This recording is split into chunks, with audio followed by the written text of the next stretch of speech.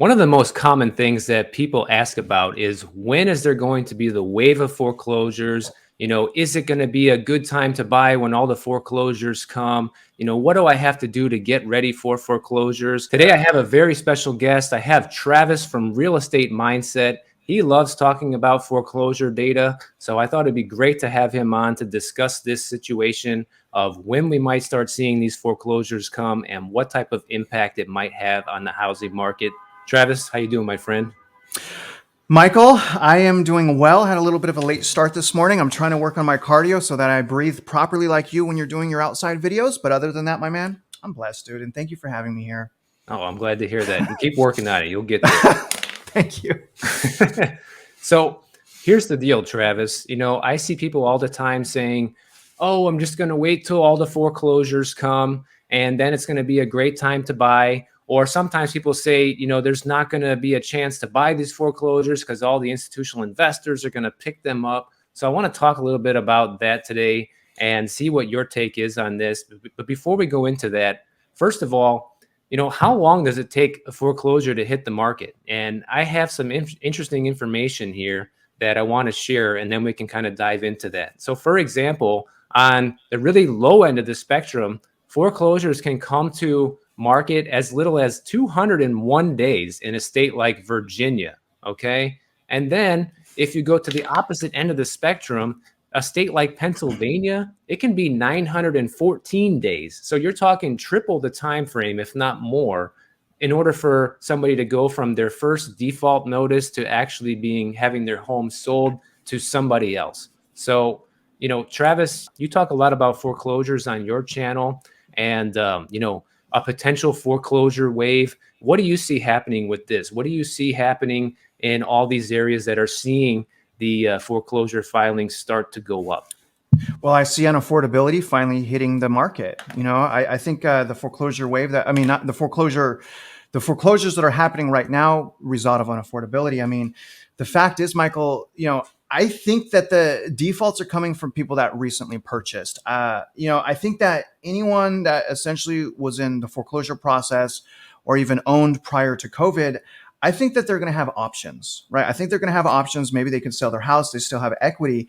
But for all of the people that have recently bought, with minimum down payment, maybe 3.5% down for FHA, 5% conventional, those people, in my opinion, they're trapped right now in most every metro area. Not just because we are now seeing price decline, which further eliminates the ability for people to sell. I do think that they're the biggest at risk, Michael, for those reasons. But again, everyone's going to be a victim of unaffordability. The question is, how effective is loan modification going to remain?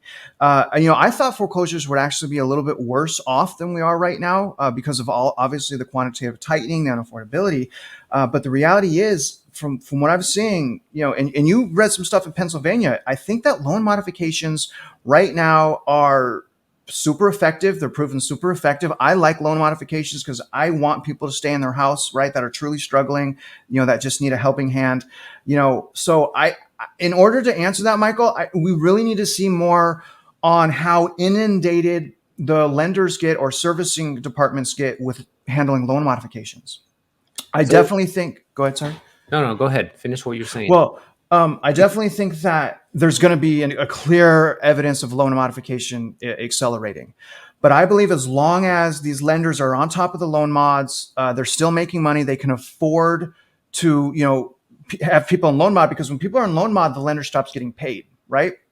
So as long as that happens, I don't think we're going to have a foreclosure crisis like 2008. And as long as the Fed and government doesn't come bail out people again, right? Maybe some short sell foreclosure law or something. I think we see it in, again, man, it's just so hard for me to say, but I think we start seeing it like get bad in 2024. And I honestly think that it is possible that it extends into 2025, Michael, just as a result of the overwhelming amount of time it takes for someone to get through a foreclosure process. And in fact, I believe that, it's possible we're going to be out of the crash by the time the foreclosure crisis hits, which is very interesting to think about, actually. Yeah, and something like that could potentially even, prolong a Yeah. potential crash as well. Okay, so you mentioned a minute ago about the loan modifications, Travis. So let's say you have somebody that bought at the beginning of 2022 when prices were still at a record high, and you put a 10% down payment on your house, and now your local housing market is down by 10%. And selling right now is not really an option for people that want to cash out before they go into foreclosure unless they're willing to pay at the closing table, essentially, because they're going to come to that closing owing money. And say a person like that can't afford it and they want to stay in their home, what would somebody do in a loan modification situation like that? Like, what are their options? So, and I'm not a financial advisor. Everyone knows that. This is our, personal pages. But, the thing is, as far as loan modification, let me kind of tell you, the viewers, what it is, and then maybe what to do if they find themselves a victim of the flip flop, right? Of the rug pull. So essentially, from most of the things that I'm reviewing right now, Michael, and I actually used to help with loan modifications, essentially what the lenders are doing is making the homeowner's mortgage payment lower. So they're reducing the mortgage payment, and usually they're adding the fees and the penalties on the back of the loan. So it's a good thing for the lender because the lender's always going to get their money. But essentially, generally the way they're able to modify the loan is they extend the term of the loan. They re-amortize it from usually a 30-year loan to a 40-year loan. And a 40-year loan is similar to an interest-only loan, right? Except a little bit of principal is paid off. So, the thing is it is helping people. People are, shedding 200, 300, maybe even more off of their mortgage payment. But the thing is, Michael, is you have to qualify. And generally for loan modification, your credit doesn't need to qualify, right? Because you're already behind on your mortgage. So your credit's probably not going to be that good. Generally, in order to qualify for loan modification, you have to prove as a homeowner that it is worth it for the lender to work with you. In order to do that, they look at your income. The lender wants to know that you have enough money right now to pay your mortgage if they extend it out to 40 years. So there's actually a qualifying process. It's a little bit tedious process, Michael. And obviously there's already a lot of mental turmoil going on. So it can be a stressful process. And my advice for anyone that is struggling right now, maybe that has just recently purchased, maybe even lost their job, stay proactive.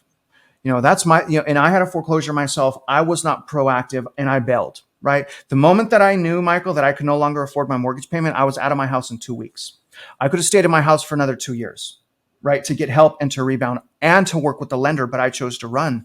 So my thing is, my greatest advice is if you guys are behind, stay proactive, contact the servicing department or contact the servicer or lender. And even if you're not behind, tell them you're struggling, tell them you may not be able to afford your mortgage payment and see what solutions they can offer to you. And that would be what I would say, Michael. Yeah, that's really good advice, Travis, because, that might help a lot of people that could be in this situation right now.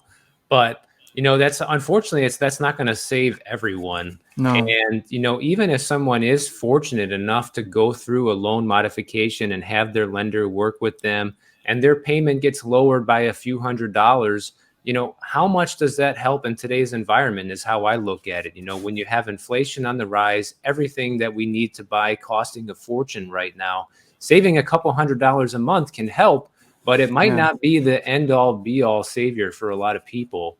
And I feel like even people that might go through these loan modifications, still the end result may end up being the same for them. They still might end up in the foreclosure pipeline. And so, like we talked about earlier, depending on where you live, these foreclosures can take, at least a year or the better part of a year, if not well over 2 years in some cases to hit the market. And so when these foreclosures come to market, I mean, what type of effect do you think that's going to have on the housing market? So overall, I don't think the impact is going to be that big. And, even, in saying that, Michael, and maybe you could touch on this a little bit, I don't necessarily think people should be going after foreclosures. In my home state of Texas right now, it's almost, in certain cases, pre-COVID, right? Pre-COVID. In certain cases, it was cheaper to buy a resale house, a normal resale house, than a foreclosure, because of all the risks that come with a foreclosure. So I just, I don't think that in this market, in this cycle, I don't think that it will have a major impact in whole. Obviously, for all the individuals, the impact is devastating. but as a market in a whole, I think it will have an impact. Only time will tell how big. I don't suspect it's going to have a huge impact though.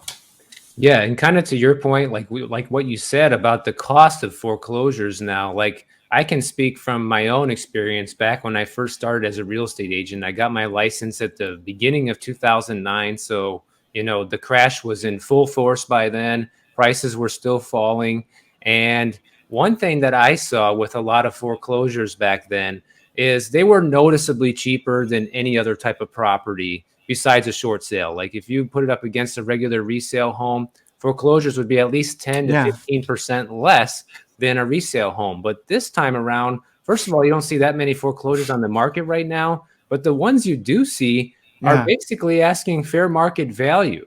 And so my question to the consumer is like, why would you want to buy that property? Because there's a good chance there's a lot of issues with that property. People that go into foreclosures do not maintain the property. They used to do nasty things to the homes, removing the copper and pouring concrete down the toilets, things like that to, out of spite, basically, because they were losing their home. And not to mention, when you buy a foreclosure, a lot of times you have to pay cash. Like in Miami-Dade County, for example, they auction off foreclosures almost every day of the week on the Miami-Dade County website. It's a very ruthless process, guys. You yeah. have to have cash in hand. You have to put down a deposit, bid on the property like you're buying something on eBay. And then if you win, you have to show up at the courthouse by noon the next day and pay cash. Otherwise, it goes to the next highest bidder.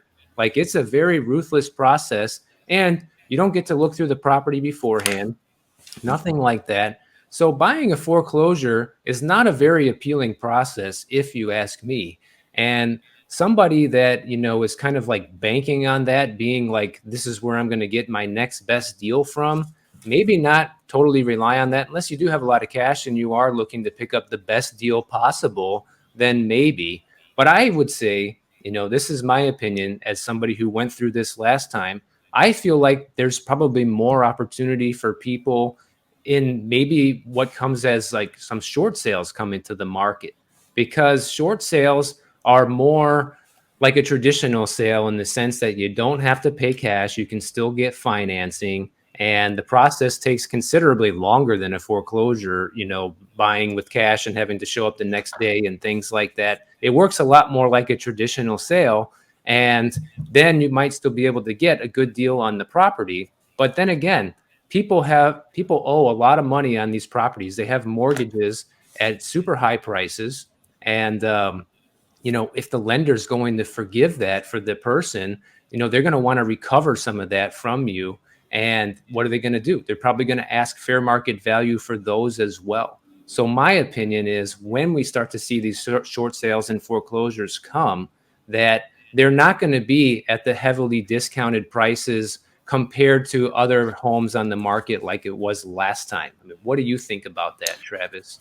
I think that is solid, man. I mean, when you were saying that, that's the first time it hit me. I mean, you're absolutely right.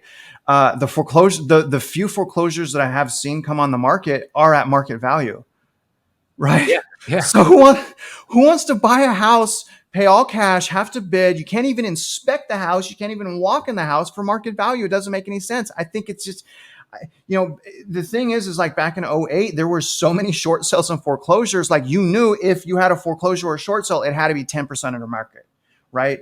So I think it's going to come back, dude. I mean, I think it's going to have to if people want to short sell their house, because it's a horrible process, in my opinion, short sell. Or if people, or if the bank wants to sell a foreclosure, they're going to have to sell it for under market value. We already have supply, not actual unit amount, but supply. When you take into a demand, it's already skyrocketing. We're actually already above 2020 levels. So people can't even sell a really nice house right now at market value. So I just, Michael, that's a really, really solid point, man. I think that people really need to be careful with foreclosures and also short sales. If you're an investor, you have money or you have time and you have patience, yeah, those things can make you money. But overall, it's a huge risk of foreclosure and, short sale. I've been involved in 5 transactions as a loan officer with short sales. And out of the 5 transactions, only one closed. Really? Of the five, yeah, two of them I got fully approved. One of the customers canceled his loan the day before closing because he's found out, they slipped this in there that the short sale management company snuck in a $5,000 additional charge. So when he goes to closing, it's like, man, you guys have bullied me. Fine, I'll just take this. And then boom, here's another $5,000 fee. He's like, nah, I'm done. And the entire time, Michael, that he was going through this 90-day process, other homes came on the market that were cheaper that would probably he would have liked more. So I think the right person can make, turn a short seller foreclosure into a great investment for themselves.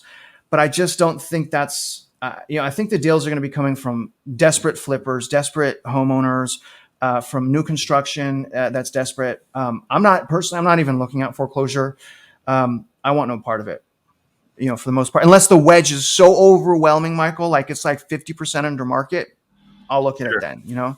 Yeah, that makes sense. No, I think that's also a good takeaway for people watching as well. Like, and that's kind of what I wanted to get to really is that don't expect the foreclosures to save you this time around or become the source of all the best deals out there, because really as inventory ticks up, they're all competing with each other. Regular home sellers, foreclosure listings, everything. The more inventory builds, the more competition there creates between these sellers, and they're going to have to lower prices in order to get these properties sold.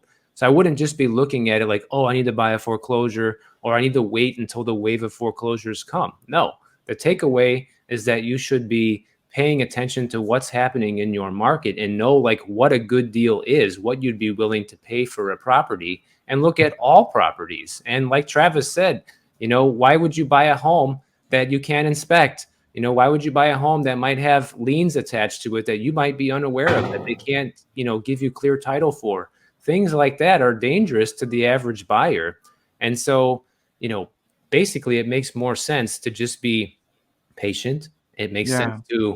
to, look for homes in your neighborhood that you actually would want to buy and know what the right price is for that home. And when one comes up, you make an offer regardless of the situation, whether it's a short sale, foreclosure, or a regular resale property. Solid, man. I mean, I agree with you. I think people need to become experts. When the more someone is an expert in their local housing market, the more that they're going to understand a great deal. And Michael, people get sold on, oh, it price cut 15%, or, oh, there's a foreclosure on the market. When the reality is a foreclosure is above market value and the 15% was way above market value. So cutting it down 15% is still 5% over market value. So Right. in other words, I think that we're going to go through a time this year, next year, where the people, quite frankly, that are the most empowered, the people that are working right now are going to be the biggest winners. But the people that look away, don't want to understand what's going on, they could potentially be swept up in the wind. And personally, I'm not willing to allow myself in that situation again. Yeah, and as somebody who went through the last housing crash as an agent, I can tell everybody like this is a lot more complicated this time around as far as all the forces at play here. Like last time, it was a pretty cut and dry situation, guys. Like we had, a lot of foreclosures hit the market due to the subprime lending crisis, people getting homes that they just couldn't afford. And then you had all these foreclosures hitting the market at once. And then we had the foreclosure wave that just, made the housing market crash. But that's not what's happening this time around.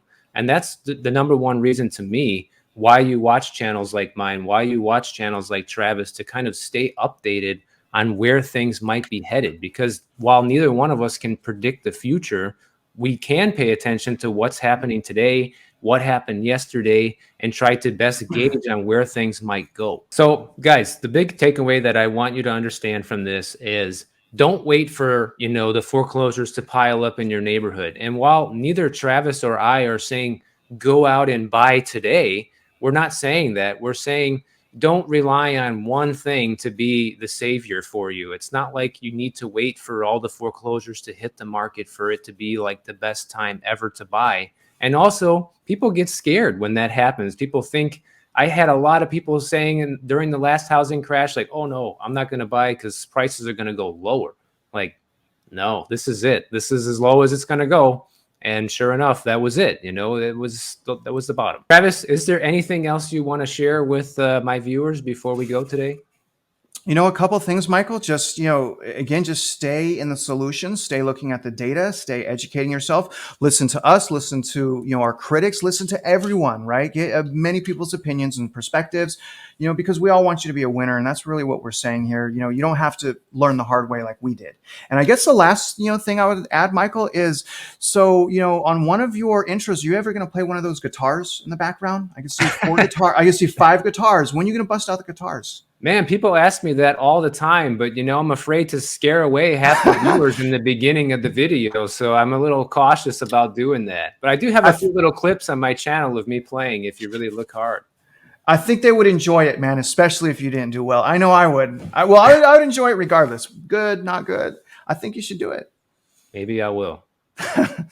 Well, Travis, it was a pleasure having you on, my friend. Thank you for being a guest here once again. Guys, go check out Travis's channel. He puts out daily videos just like me. He's really got his pulse on what's happening with the housing market as well. So if you're not already subscribed to Travis's channel, go check it out, and we'll see you in the next one.